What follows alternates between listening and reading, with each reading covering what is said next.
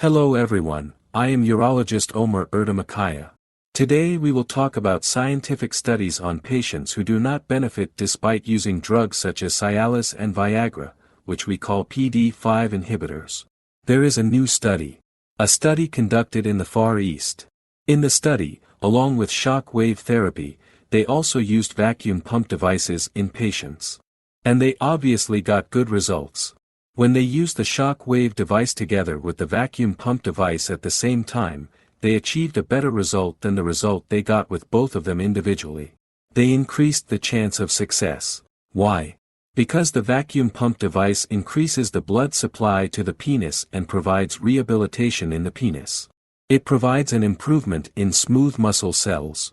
As a result, you fill the tissue with blood. You fill the tissue with blood much more than normal. The shock wave device already provides regeneration of smooth muscle cells. It contributes to the blood flow to the penis with formation of new vessels. They designed the study as follows. They gave shock wave device treatment to one group. They gave a vacuum pump device to another group. They started PDE5 inhibitors in both groups. So they started Cialis in both groups. In the third group, they started both vacuum pump device and shock wave therapy. They also started PDE5 inhibitor in patients. As a result, the group that received both was much more advantageous than the group that received only the vacuum pump device or only the shock wave device. In other words, when both the vacuum pump device and the shock wave device were used at the same time, a more successful result was obtained. In other words, the two were able to create a synergistic structure. There were videos I made before about the vacuum pump device, friends. You can watch them here. The vacuum pump device is a device that has a simple logic and has been used in erectile dysfunction for a very long time. How does the vacuum pump device work? Imagine a fan, a tubular fan. I already have it in my videos. You put the penis in it, so that no air escapes. It has an apparatus. You apply negative pressure. When you apply negative pressure, the penis is forced to fill with blood and has to harden. Even before the PDE5 inhibitors, this device was used for a long time for erectile dysfunction and sexual intercourse.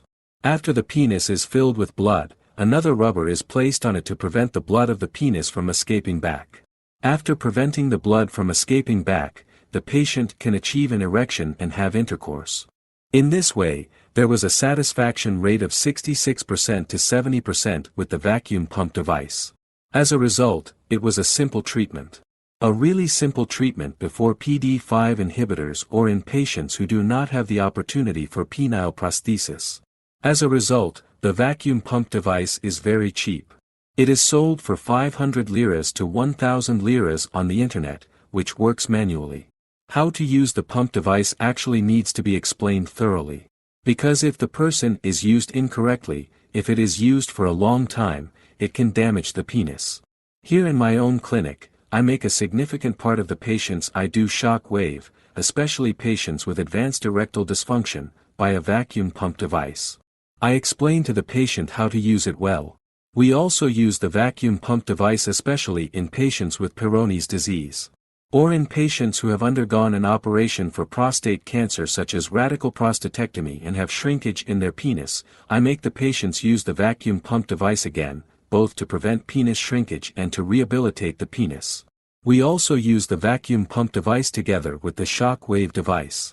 If we do stem cell therapy or shock wave therapy or Botox treatment, I recommend the vacuum pump device in the same way, friends. Regardless of the degree of erectile dysfunction, the vacuum pump device provides an erection in the patient, friends. Because this is not a situation related to arousal, the patient's organs or the functions of the organs. The logic of the vacuum pump device is already completely based on negative pressure. Even if the patient's erectile dysfunction is advanced, there is no situation such as not providing an erection in the vacuum pump device. Because negative pressure occurs. Seeing that the patient achieves that erection makes the patient a little pleased and happy, friends. As I said, that's why I definitely use the vacuum pump device not only in mild, but also in those with moderate and severe erectile dysfunction. Generally in this way. Thank you for listening, best regards.